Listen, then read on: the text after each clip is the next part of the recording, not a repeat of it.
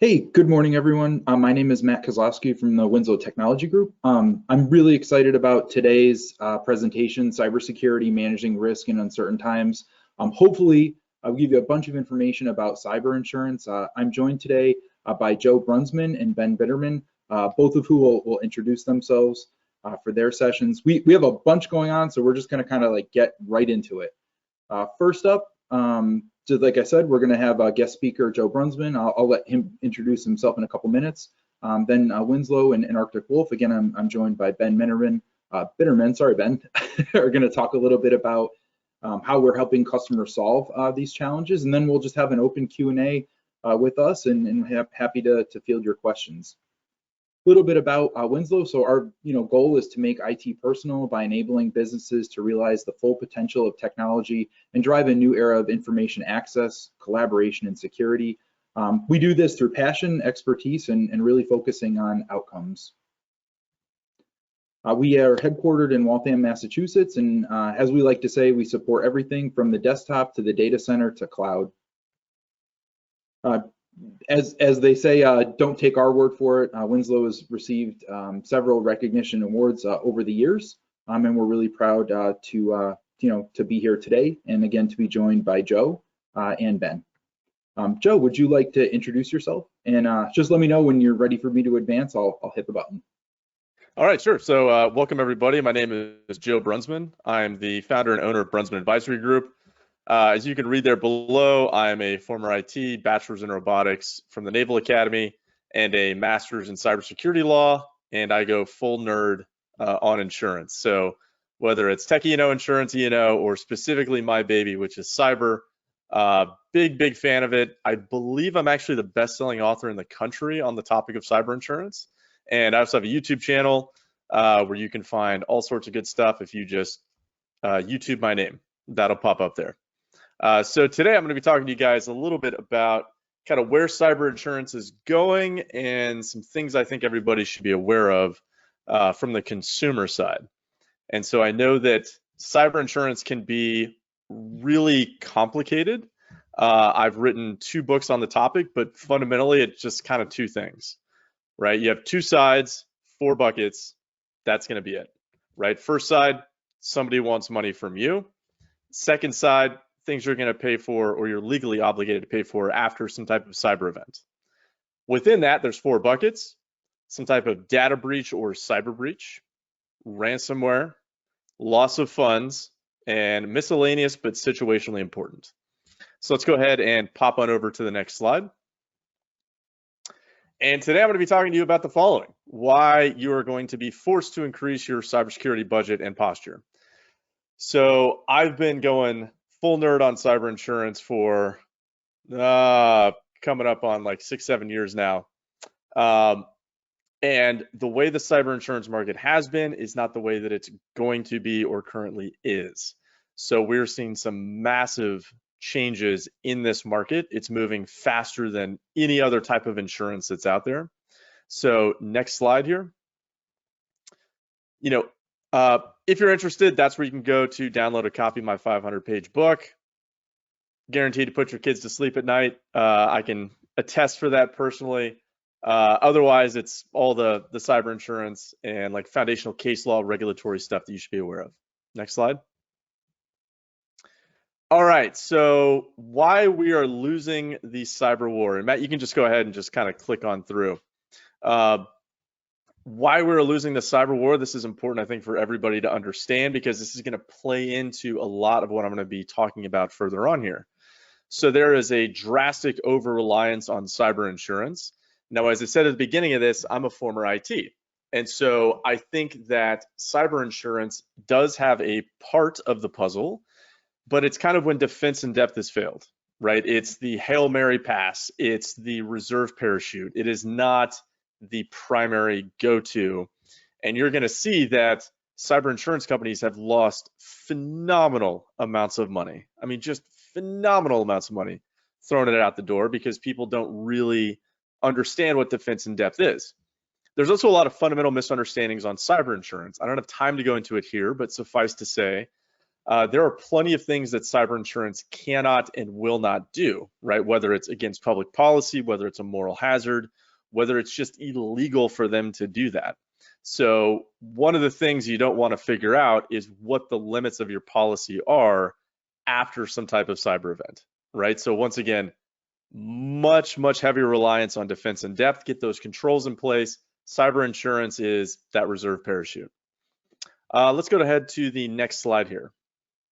You'll see there ransomware attacks driving up cyber insurance, reinsurance rates, 40%. So reinsurance is what insurance companies get for their own insurance, is probably the easiest way to explain that. So you can just rest assured, right? Just probably like your company, if your costs are going up because of inflation or supply chain issues, right? Are you going to take that on the chin, or does that have to be passed on to your consumers? Well, 40% is, if it's 1 or 2%, they can hold on to that 40%. That's getting passed on to you. All right, next slide. And you'll see the same thing here, right? Ransomware costs continue to rise. Now, ransomware is like the big boogeyman in the room, but I will say there are plenty of other ways that you can end up shelling out a ton of money. So like social engineering scams, business email compromise, lost devices with no way to track them or remotely wipe that or revoke access, data breaches, cyber breaches, so that could just be malware on your system or exfiltration of data. There's a bunch of different ways that you can actually end up costing the insurance company a phenomenal amount of money. And I think it's probably worth everyone's time. Like when you're done here, just go look up, just do a quick internet search for breach cost calculator, right? And you can just start playing with the numbers, and you can see where even a small organization can quickly rack up, hundreds of thousands of dollars in cost from some type of cyber event. So just make sure you're keeping that in mind. Now let's go ahead to the next slide. So ultimately, there's going to be two ways you're going to do this. And yeah, there's the hard way, and then there's going to be the easy way. Now, why am I saying this? Purely for selfish reasons, because the better your controls are, really the easier it's going to be to get cyber insurance, frankly, right? So now we are seeing cyber insurance companies come back. You're going to see some examples, and they're saying, hey, you shall do the following at a minimum, or you will not get cyber insurance from us. So let's go ahead and just kind of parse on to the hard way. And, through all of this, I would just like to say, I've dealt with, last year alone was like 2 cyber events a week. And I've been doing this for, 6 coming on 7 years now. So I will say that if I could impart one thing upon everybody, it would really be the following. You don't want to figure out how painful a cyber event can be. Like, we'll just leave it at that, right? Like, it's much easier to try and prevent the problem than to deal with the problem. So a lot of business owners, if you've never been through that process, right, they think like, oh, I got a ransomware event, I got cyber insurance. Turns out we got like a week vacation, right, that was unplanned. They're going to deal with all that stuff. We're going to come back in the office and just get back to work, right? Well, it's not really that simple. There's a lot more stress and heartache and expenditure of time and energy, as well as money, than you would probably anticipate. So go ahead and scroll on through here, Matt, if you could. These are just going to be the hard ways that you're going to increase your cyber insurance budget and your posture. Now, post-breach via breach notification letters, we're going to see some examples of those. These are real breach notification letters, regulatory mandates, and then, of course, cyber insurance renewals. So let's go ahead and pop to the next slide here. And you will see here's a breach notification letter. You don't have to read the whole thing. It's a little busy. Just go to the highlighted portion there, and you'll see, in an effort to prevent a similar incident from occurring in the future, we have implemented additional measures to enhance the security of our email environment. If we pop over to the next slide, you're going to see effectively the same thing. And you could take my word for it, or you could just do a quick internet search. You could see this stuff for yourself. They all effectively say the same thing. You'll see here again, immediately upon discovering this incident, we took steps to further improve the security of our environment and increase our overall security posture. Why do organizations do this? Well, there's a couple of reasons, right? Fundamentally, now you have to tell your clients, hey, your stuff got stolen from our system, right? So now we look irresponsible. So we got to do something to prove to our clients that, this isn't going to happen in the future, or they're just going to leave us, right? There's also the risk of some sort of regulatory investigation, which can be very, very expensive. And PS, neither myself nor really anybody in the country has any idea on if that's truly insurable or not. It just depends. And in many instances, there's just no case law to point to. So we have no idea. So yeah, maybe you have insurance for regulatory fines and penalties. I would not in any way, shape, or form encourage you to test the limits of those clauses, because it's way more complicated than you think. Let's go ahead and pop over to the next slide here. Once again, another one. We took prompt steps to contain the incident, further secure our network, et cetera, et cetera, et cetera. We will continue to enhance our security measures, so forth and so on. I think everybody kind of... Do you find when people are in this too, they're like rushed into implementing solutions that like otherwise, like maybe in the easy way, they would have had more thought and time to figure out what was like a best fit? Do you see that happening in this case too? Oh, constantly. So what we're seeing is either breach counsel or in-house counsel saying, okay, now we got a problem, right? They're going, if we have some regulator come in here, part of it's going to be, hey, what was the snapshot of security that we had?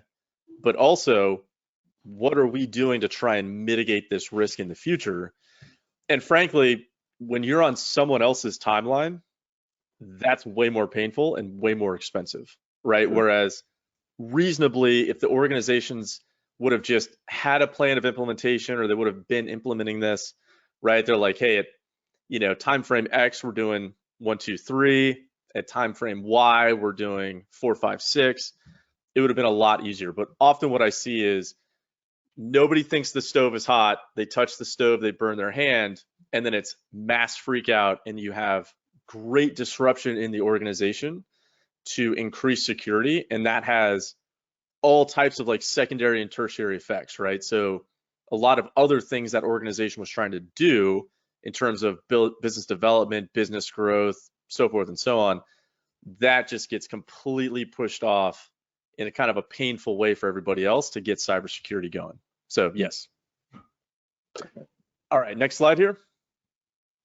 And you're going to see regulatory mandates. So surprise, I'm not giving you official legal advice or insurance advice here. But what I will say is, if you just download my book, and I'm not going to bombard you with insurance nonsense, you're going to see there are plenty of laws that may apply to your business that you don't even know exist, right? Just because you've never heard of them doesn't mean they don't apply to you. So for example, here's a common misconception. What breach notification law applies to your business? Well, here's the answer. That's the wrong question, unfortunately. It's which breach notification law applies to your clients. So where your business is located is irrelevant, right? Just read the statute. It doesn't say that. What it'll say is something to the effect of any resident of the Commonwealth of Massachusetts, right? So like, let's say you're near a military base and you have residents of like every state and territory in the US. After some type of cyber event, you may have to comply with all of those breach notification laws. And PS, they are all different, and they all have different timelines and notification standards, and businesses and organizations within, the Attorney General's office that have to be notified. It's a giant pain. And when I say breach notification law, it's not a good term. It's just what's developed. But a lot of those laws also have cybersecurity requirements built into them. And so if you didn't have those specific cybersecurity requirements completed before the event, then some regulator from a state you don't even reside in will come in and start making noise, right? And I've seen that with my own clients, despite my best pleadings with them, right? We had a firm down in Virginia where the Massachusetts Attorney General started coming in, and they said, oh, hey, by the way, show us you were adhering to 201 CMR 17. And they were like, what is that? And it's like, oh, that's our cybersecurity law with administrative, technical, and physical safeguards that are mandated. So now you have to evidence that you had all this stuff in place, and surprise, they didn't. So that's just one example, right? You've also had we'll say the Gramm-Leach-Bliley Act, right? You read that and you're like, oh, this is for financial institutions. Well, the Federal Trade Commission, the FTC, which also surprised does cybersecurity investigations, right? They've actually gone a used car dealership under the auspices of the Gramm-Leach-Bliley Act, right? Saying, hey, that's a financial institution because of the type of information that it's holding. So once again, these are all things that they're like good little nuggets to know in the back of your head. You don't want to find this stuff out the hard way. So popping over to the next slide here, and you could just scroll down. So this is just an example. You don't have to read this. I highlighted the important parts of mandatory cybersecurity controls. And so Matt, if you just scroll down here, this is what happens when the Federal Trade Commission investigates your business. And you'll see these are all mandatory controls that have to be implemented. And Matt, just like keep going through the slide. Oh, like next slide or, oh, like build it out. Yeah, you'll see it. Yeah, it just starts popping down. Yep. And you'll see it goes all the way down. And this is mandatory for the next 20 years. And this applies not just to your business, but the individuals if they're going to be engaging in a similar business in the same industry. So these are all things that, one, that's not insurable, just surprise. Two, if you're going to do that for the next 20 years, every cybersecurity consultant you're going to bring in to deal with this, they're going to go, oh, this has to be reported to the federal government that you're doing this, twice a year, every year, or every 2 years, depending upon the specific control and mandate there.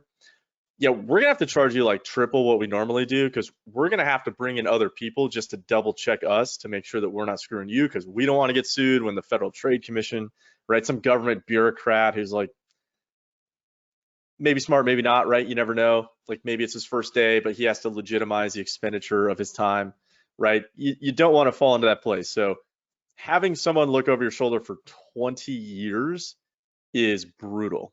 And they've gone after big companies, small companies, individuals, defunct companies. You are not safe from the wrath of the FTC. They have straight bankrupted organizations who in good faith have tried to comply with the investigation. So you want to stay a million miles away from these people. Okay. Next slide. Cyber insurance renewals. So yeah, just keep on popping through there. You'll see mandatory controls before the quote is issued. I'm seeing more and more and more of these, and it is a phenomenal pain to deal with this stuff, right? Because now it's like, hey, your renewal's coming up here in like 14 days, right? We kind of get the quote when they give it to us. And then they're like, oh, hey, PS, you need to implement cloud-based backups for critical data, right? We're going to see some of that stuff. Depending on the company, they're going to have all types of different specific controls that have to be mandated there. So it's going to be pretty painful for you, right? Also, they're going to say, hey, what have you done to mitigate a similar event from occurring in the future, right? If you have any type of event. And ultimately, if you don't put these controls in place, increasingly more and more sophisticated controls, you're just not going to get a cyber insurance quote, right? Like it is simply not going to happen. So if you go to the next slide, we'll actually see an example here. So you'll see here, this is actually from a quote that I had to send out. Are you using cloud services to back up and store all critical data? And then you'll notice right here, ransomware sublimit. So what's that sublimit? So this quote was for I think it was like a $15 million a year grossing organization. And without cloud services, they get a $25,000 ransomware sublimit, which is like, they burn through that in the first half hour, right? After a ransomware event. Right. Also, they're throwing on this co-insurance requirement where even if you do have the insurance, you're going to pay your retention or deductible plus 25% of the cost of the ransomware there if you don't put in some additional controls I left out for brevity here. So it's getting much, much more expensive. Next slide. We'll see another example of this. So this was a client of mine who actually had a cyber event, and you'll see here what additional controls, policies, procedures have been implemented to avoid a similar event from occurring in the future. And I will say, like being a former IT guy myself, they've been asking this question for a while. And it used to be you could kind of just blow some smoke and the underwriter really didn't know what you were talking about and they're not going to, Google it. So like they have no idea. No, they're starting to really take a hard look at this. And those underwriters are definitely getting trained, and they're taking more time specifically with these types of questions, because if they're going to provide insurance to someone who's already been breached, they have to legitimize that to their boss, which means now they're going to be on the hook if that organization gets hit again and they didn't have the proper controls in place to mitigate that type of event. So, if their job's on the line, now they're taking it a lot more seriously. Next slide. All right, so I just wanted to kind of briefly talk about, like, what's the easy way to do this? And just take it from the guy. I make less money the better your controls are. I'm just telling you, human to human, it's going to be a lot easier for you, frankly. It's also going to make your insurance a lot easier.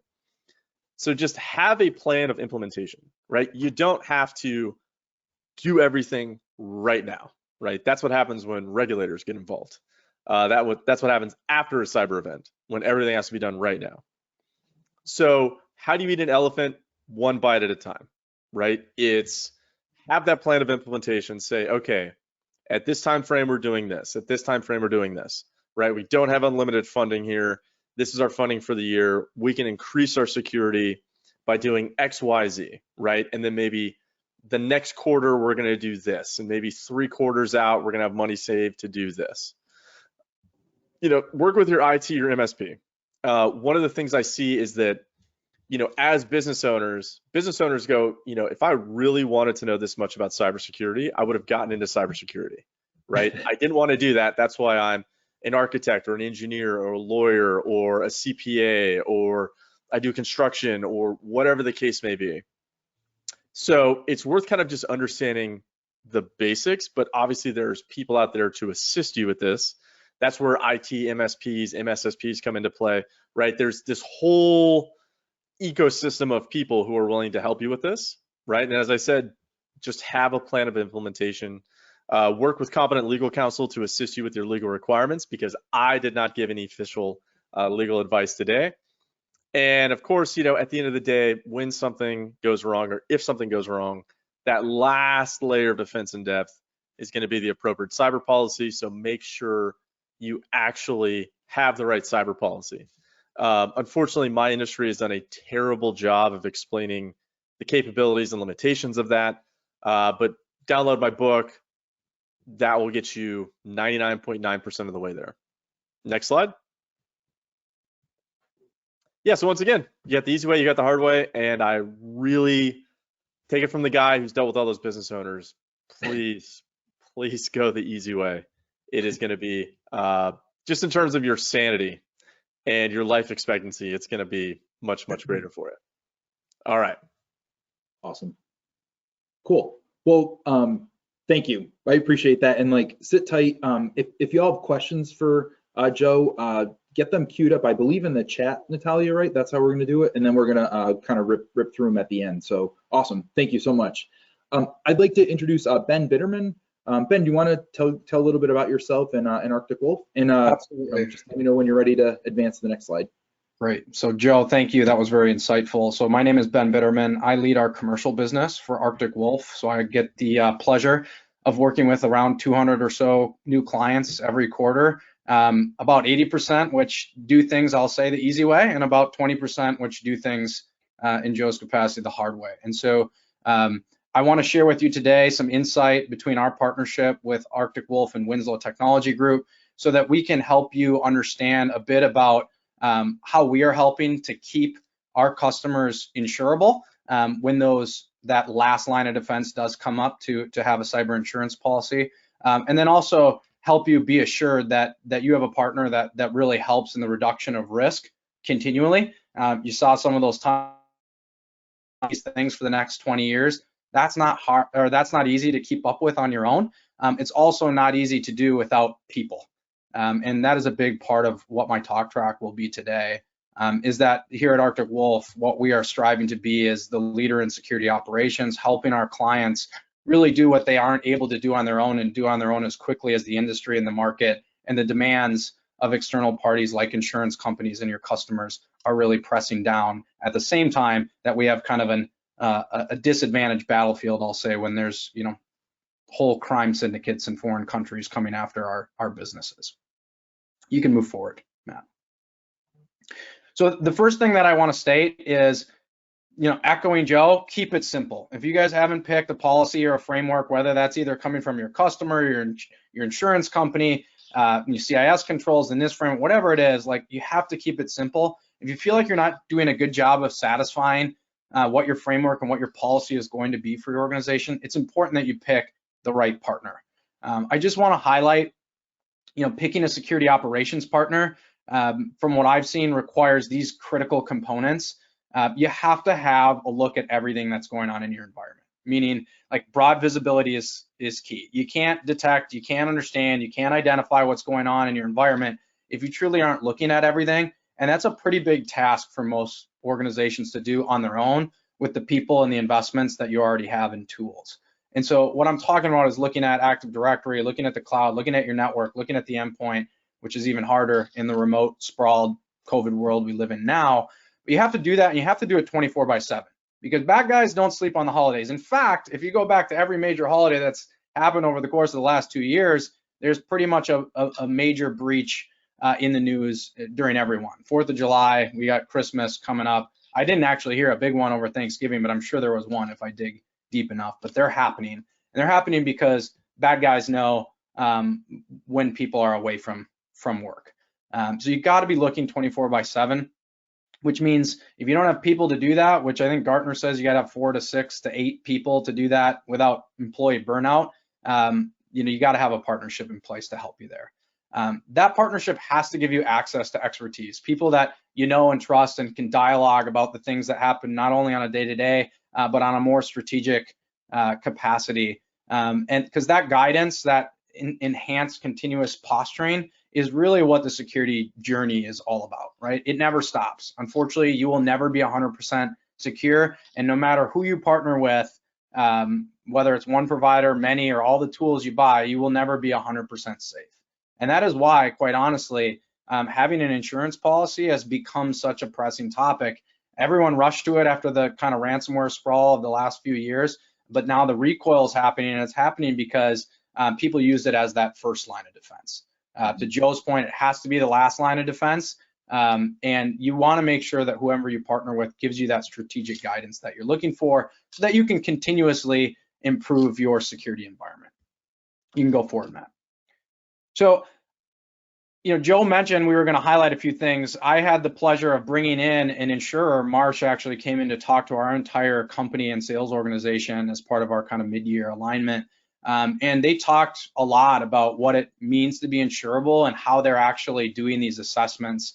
It's not just a questionnaire look anymore to satisfy it. They're actually checking on these controls, and they're categorizing which ones are more critical to have an actual policy, and then in how they're going to actually price those policies. So, some of their advice, if you look at the 1, 2, 3 there, start early, satisfy the top 5 controls, right? Have a plan in place, and what's the top 5 are what's in orange there, right? They're always going to ask you about multi-factor first and foremost, and not just are you doing it, but are you doing it for everyone, not just administrators, not just people who have access to your core applications and customer data, everyone, because you are only as strong as your weakest link, and unfortunately, that's generally people that lead to a lot of the exposure points for these breaches.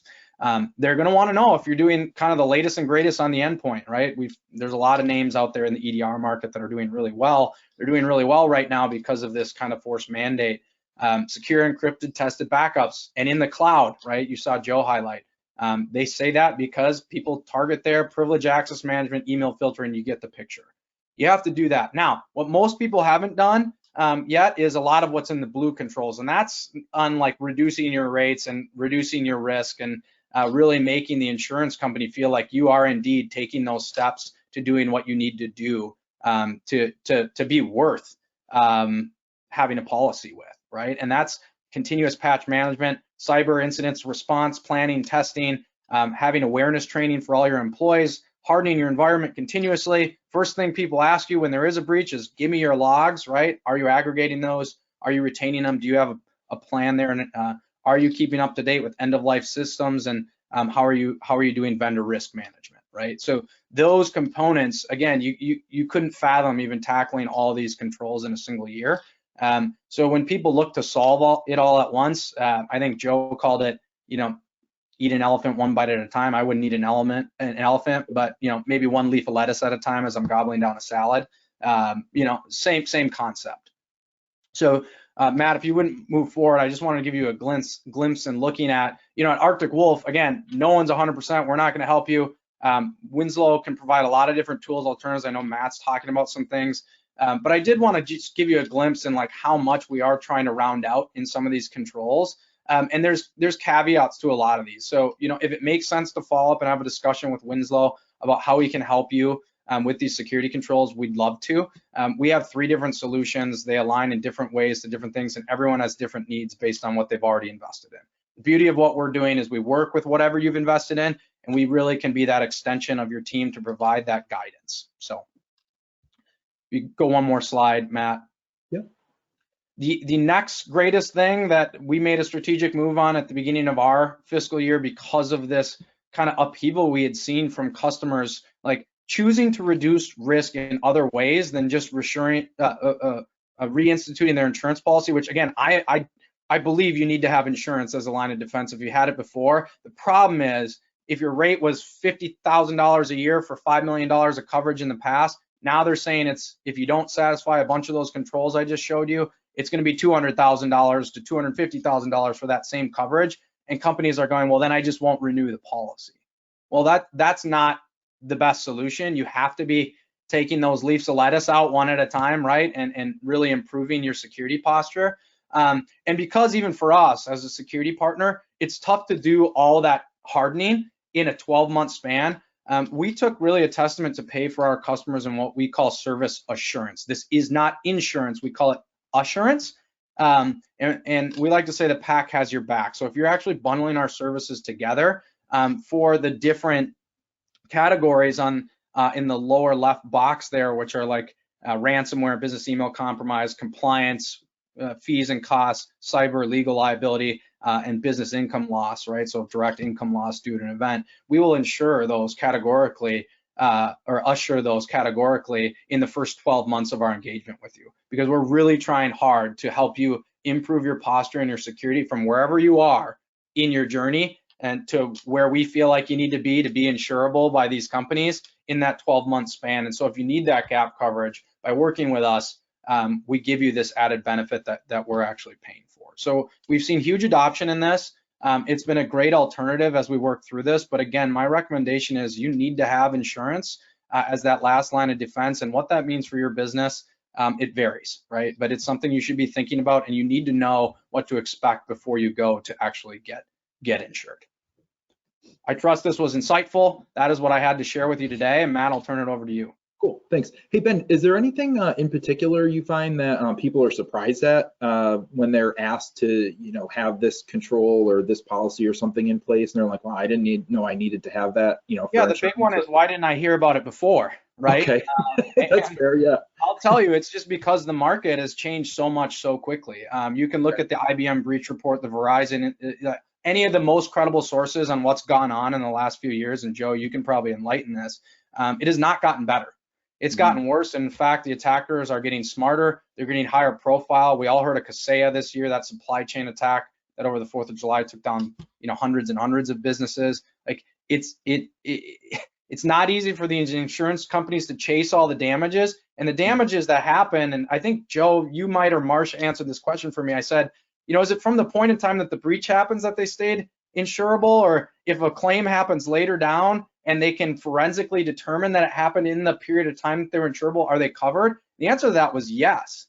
It's from whenever that point in time was that you actually determined the incident happened, that you were covered under that. And so even insurance companies right now, I'll tell you, the mean time to identify an incident is still well over 200 days across the industry.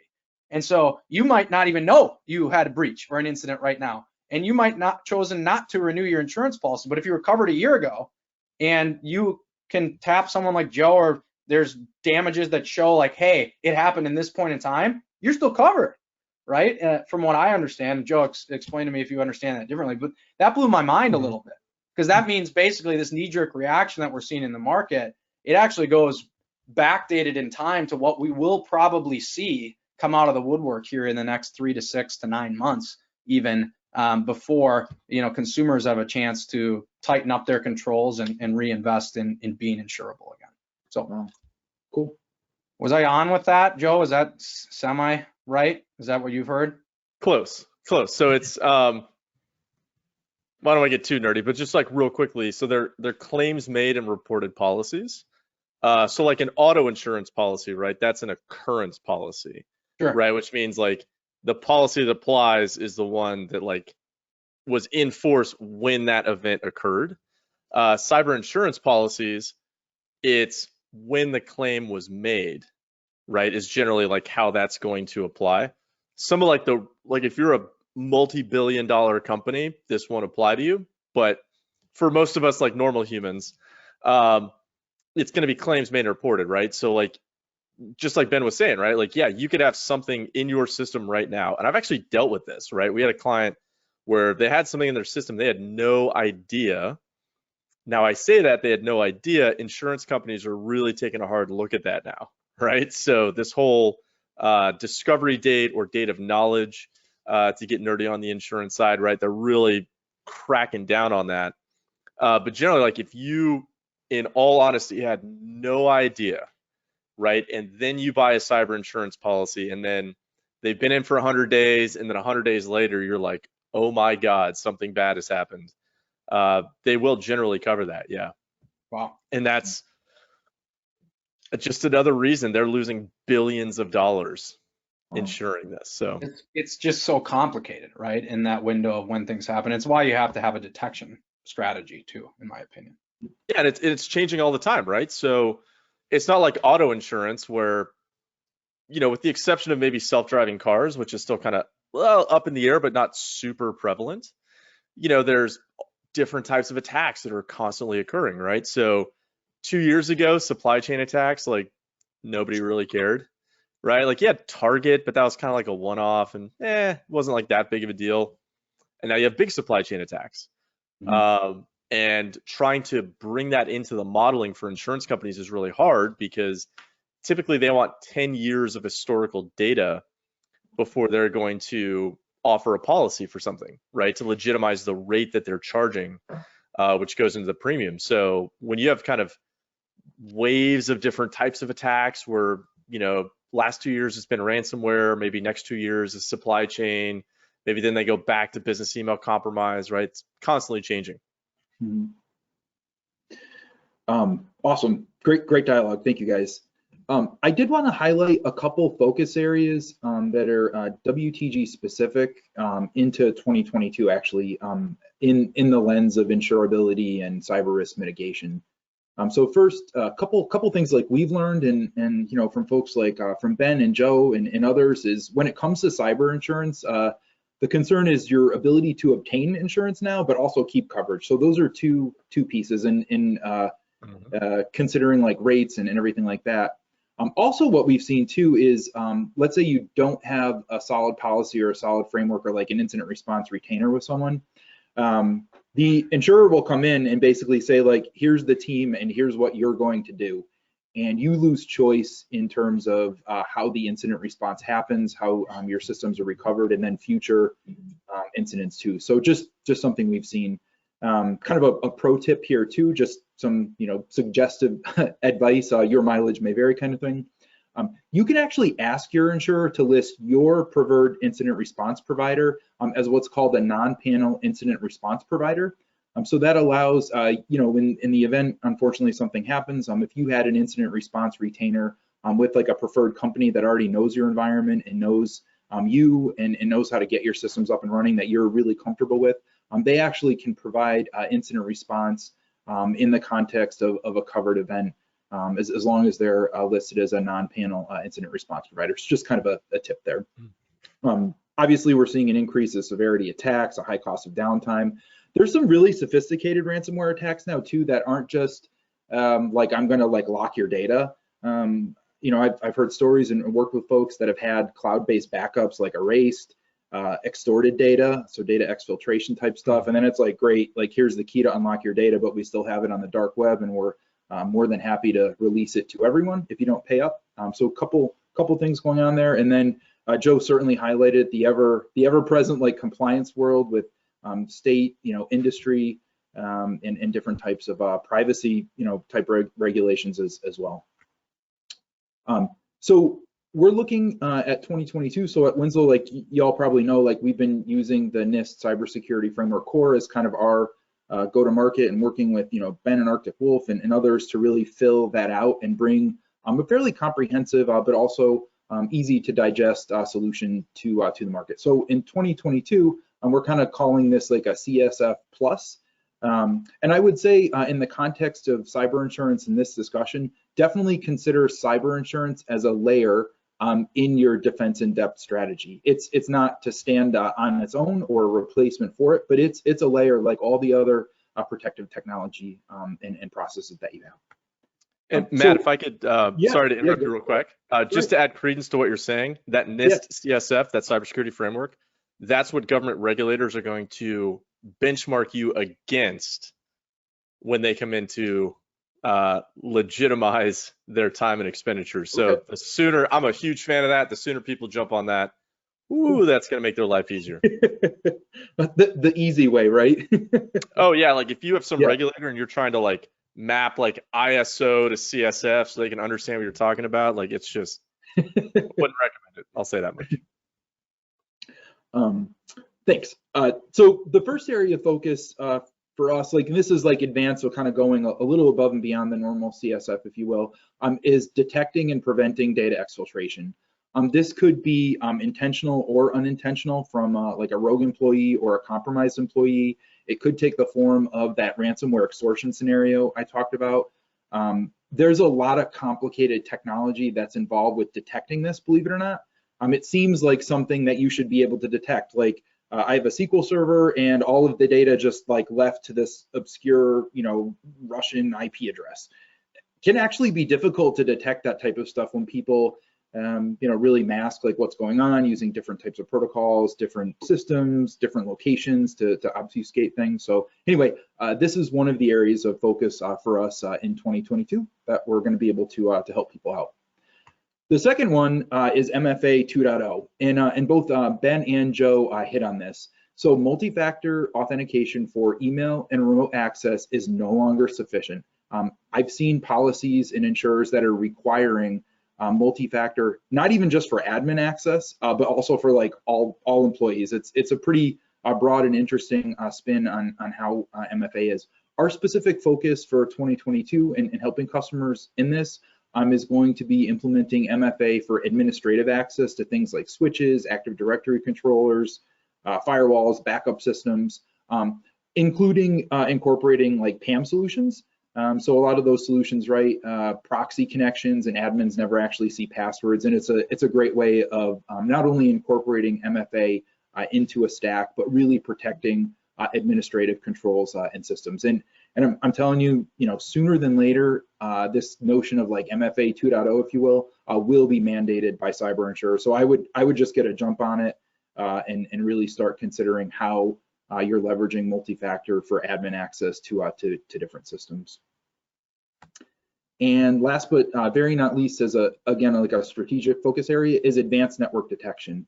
So this is detecting like anomalous behavior, specifically around cybersecurity and privacy type events, whether they're on kind of a corporate controlled network or not. How does like a security admin really identify unusual network behavior?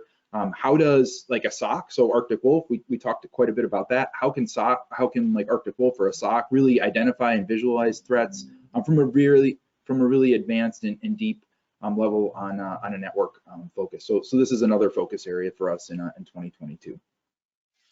I do want to leave some room for time for questions. Sorry, so I'm going to kind of get through this. A real call to action here is first of all, WTG offers a variety of no-cost assessments that we're happy to run through with you. But specific to this, we're happy to have like a 30-minute cyber insurance consult with Joe. So if you want to kind of pick his brain a little bit, that's great. We're happy also to get on the call and talk with Ben and his team, Arctic Wolf, about the cyber insurance controls that he talked on, so a deep dive on that. And as always, like just from Winslow, we're more than happy to jump on the phone and just talk through kind of whatever's on your mind related to cybersecurity, privacy, and insurance as well. So the best way to get in touch and then we'll figure out like who and how to get everyone involved, just shoot an email to webinars@winslowtg.com and we'll go from there. I'm gonna pop open the chat panel here and let's see what we have going on for questions.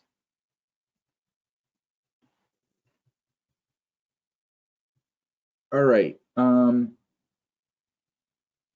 let's see here. I'm just gonna kind of bundle these together to, get them on. Okay, so one we already started talking about. So Ben and Joe, that was the notion of like which are the most important controls to focus on. So Ben, I think that was the orange slides that you were talking about. So do you mind, you want to recap on that again? I can go back slide wise to that also. Sure, yeah. If you wanted to pull it or Joe has comments on that also. As a visual. Yeah. Can you hear me okay too? I just came off of mute. Yep. Yeah, you're good. The reason why they kind of go, I think, with the ones in orange, and Joe, I'd love your color commentary on this, but right from the data that's been compiled over all these breaches and what's gone on and how these attacks actually happened or why they were so damaging to the customer, it usually points back to some of these vectors, right? So the reason why multi-factor is first and foremost is if someone has your credentials, right, they're in your environment, which means they're hiding in your environment, which means they're going to start finding a way to move in your environment, which they're going to eventually get. Once they're there, they know they have you for whatever you are going to pay them. And unfortunately, I've seen that happen far too many times. It's not just like in your face ransomware anymore. It's they get in, they want to be in for a while, they don't want you to know, and then the damage is done. And by the way, that happens with email compromise too.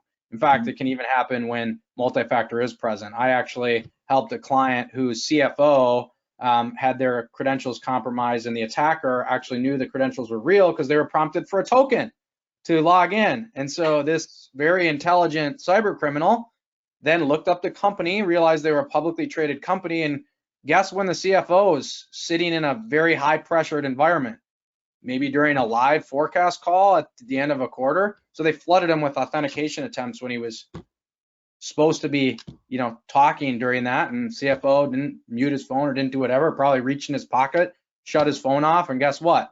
He authenticated. Bad guy was in. It only took him 2 days to jump in between a wire transfer between the US branch and an Australian branch, and $700,000 disappeared. And the company was trying to decide whether they held the CFO personally liable for said breach and incident because they had put appropriate controls in place and they had proven that the controls were bypassed. So like that's the other stuff that gets wild into this when you talk about the legal side of it. And I've asked this question a couple times to clients because oftentimes, and I'm getting pretty deep on this, but when I talk to people, I ask IT folks if they've know if they have cyber insurance, and their response is, yeah, our CEO or our CFO deals with that. Okay, you're not involved in the conversation? Oh, we fill out the questionnaire, but no, they don't usually ask very much about it. Ben, that happened to us too. It was along the line of some obscure multi-factor auth type requests, and I was like, the solution that you're asking me for is really expensive, just so you know. So like another option could be, researching maybe a different policy fits you better, and that's a better kind of solution. And it was interesting to your point there, where the IT people in the past have never really been part of like this discussion of like insurance. They've just been very like, fill out the form, let us know what we're doing. But I do feel like a more collaborative kind of approach internally for organizations is probably going to happen as this goes down too. I don't know, Joe, too, if you have more thoughts on that, but yeah, I think a lot of it too is, obviously like my side of the equation, we don't tend to, how would I put it? We don't attract a lot of Mensa members, right? So generally like the insurance guy is just terrified at answering any question dealing with cyber insurance because one, compared to the other types of policies out there, they still aren't that expensive. Two, he probably knows nothing about technology whatsoever, right? So one of the reasons I put out so much free information, my YouTube channel, my books, I'm writing my 5th book right now. That'll be for free out there. Is because, it's really on, unfortunately right now, the consumer in most regards to actually get this right, which is very unfortunate. And Joe, I'll say, like, this is part of the change, right? Marsh, who came in and talked to us, to your point about the agents, right, who don't know the answers, before writing a policy now, they're being required to pull in essentially like a technology advisor, right, for the quote and the validation that the insurance company is staffing. So they're starting to staff up to do this stuff, right? Sure. Which it hasn't been the case. Yeah, and it can't be like, those applications, it can't just be, hey, throw it to the IT guy, right? And he's going to fill it out and it comes back, because there's going to be questions on there that, like, he just doesn't know, right? Or maybe, I always tell people, when you're going to do this is kind of, it's all hands on deck, as we'd say in the Navy, right? It's, hey, you need to get the head of effectively everything in there, because, yeah, maybe the IT guy goes, well, yeah, before someone gets fired, we revoke their access. Right, I've had this happen to me where the head of HR was brand new and she said, well, I didn't know that was a thing. Like, I'm supposed to call you before someone gets fired. Like, how was I supposed to know that? Right. It's like, well, if everybody sits down and just goes through this, there's multiple parts of an application where it takes a lot of thought to do it right. And if you do it wrong, I will say, when you got millions of dollars on the line, insurance companies don't stay in business just shelling out cash, right, on a consistent basis. So they're really starting to take a much harder look at this. And I just encourage everyone, take it seriously. Cool. All right, we are over time, actually. So Ben, Joe, thank you so much. We really appreciate joining us today. Thank you for all attendees. There were a couple other questions. We'll just follow up individually with you. And if anyone would like to spend a little bit of time with Winslow, Arctic Wolf, or Joe, feel free to shoot an email over to webinars@winslowtg.com. Over the coming months, you'll see some more sessions in terms of risk reduction and things related to cybersecurity. And I would encourage you to take a look at a video from last month, a webinar that we put together around anti-ransomware infrastructure. Our director of solution architecture, Greg Swain, put that on. It's a great presentation as well. So with that, thank you so much, everyone. Really appreciate it. I hope you all have a great day. Awesome. Thanks, Matt. Thanks, Joe. Thanks, everyone. Thanks for having me.